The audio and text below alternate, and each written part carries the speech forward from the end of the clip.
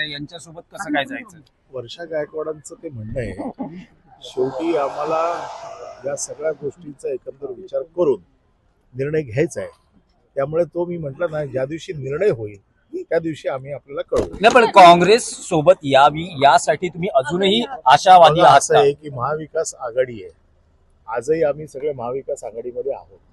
त्याच्यामुळे आमचा शेवटपर्यंत हा प्रयत्न राहणार की महाविकास आघाडी एकत्र राहावी. आता हे वर्षा गायकवाडांचं मत हे त्यांचं मत आहे. आमचं मत असं आहे की महाविकास आघाडीने एकत्र निवडणूक लढली पाहिजे. आता याच्यात पण महाविकास आघाडीत राज ठाकरे अजून नाहीये. महाविकास आघाडीत राज ठाकरे अजून नाहीये. शिवसेनेची युती महाराष्ट्र नवनिर्माण सेनेबरोबर होते. आम्ही ऑलरेडी आता महाविकास आघाडीत आहोत. आमची ही इच्छा आहे की महाविकास आघाडी अभेद्य राहावी. आता यामध्ये काँग्रेस काय निर्णय घेते हा त्यांच्या पक्षाचा निर्णय आहे. आमची इच्छा आजही अशी आहे. परंतु इच्छा, अपेक्षा, चर्चा आणि त्याच्यातला अंतिम निर्णय यामध्ये फरक असतो.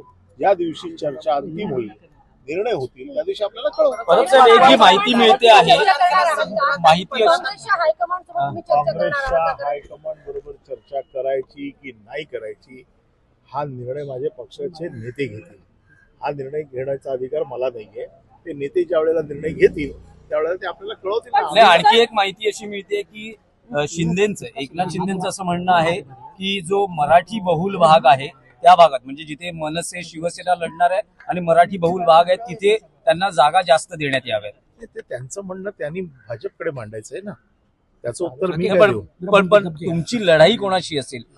शिंदे शिवसेना की आमची भाजप? लढाई जो आमच्या वॉर्डामध्ये आमच्या समोर येईल त्याच्याशी आमची लढाई. 14 तारखेला संक्रांत आहे आणि 15 तारखेला मतदान ठेवण्यात आलेलं आहे. याचा किती फटका बसू शकतो? कारण की संक्रांत हा महाराष्ट्रात मोठ्या प्रमाणात साजरा केला जातो आणि लाडक्या बहिणी त्यावेळेस माहेरी जातात. त्यामुळे अनुपस्थित राहू शकतात मतदानाच्या दिवशी. हे तुम्ही मला नवीन नवीन गोष्टी शिकवताय. सणवाराच्या तुमच्याकडनं बरंच काही शिकायला मिळतं. त्याबद्दल मी तुमचा आभारी आहे. नाही सर, पण ज्या ज्या बीएमसी वेळेस इज मतदान नॉट आहे, फॅमिली बिझनेस अशा आशयाचे बॅनर्स हे मुंबई वरळी परिसरात लागलेले पाहायला मिळाले. कसं पाहता यात?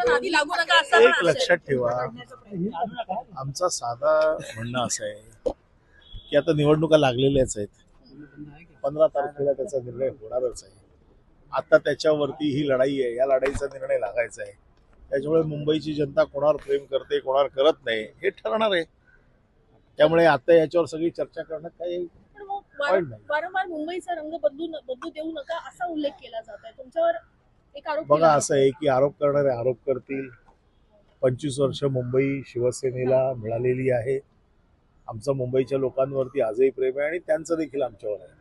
त्यामुळे निर्णय लागेल. तेजस्वी घोसाळकरांनी अखेर भाजपमध्ये प्रवेश केलेला आहे. नुकसान कितपत? तो त्यांनी निर्णय घेतलाय त्यांचा. आता त्यांचा वॉर्ड रिझर्व झाला होता. आता त्या वॉर्डात त्या निवडणूक लढू शकत नव्हत्या. दुसरा वॉर्ड त्यांना असं त्यांचा काय निर्णय त्यांनी का घेतला त्याचं उत्तर मी देऊ शकतो. विनोद घोसाळकर म्हणाले होते की पोराचे कान धरता येऊ शकतात, पण देण्यासाठी मी या पक्षामध्ये आलेली आहे. ठीक आहे ना, त्यांनी जे सांगितलं त्याच्यावरती मी कसं उत्तर देणार? त्यांच्यावर दबाव असू शकतो. त्यांनी पक्षप्रवेश करावा या दृष्टीने. नाही, मला असं चौकशी आणि त्यांचा पक्षप्रवेश या दोन गोष्टी मला असं कुठलाही त्याचा असा अर्थ वाटत नाही किंवा असं काही वाटत नाहीये. तो त्यांचा स्वतंत्र निर्णय आहे. विनोद घोसाळकर आजही शिवसेनेबरोबर आहेत. आम्ही विनोद घोसाळकरांना ओळखतो. त्याचं कारण असं आहे की ते मूळ कार्यकर्ते आमचे ते. एकीकडे चला, धन्यवाद. राष्ट्रवादीसोबत थँक्यू सर.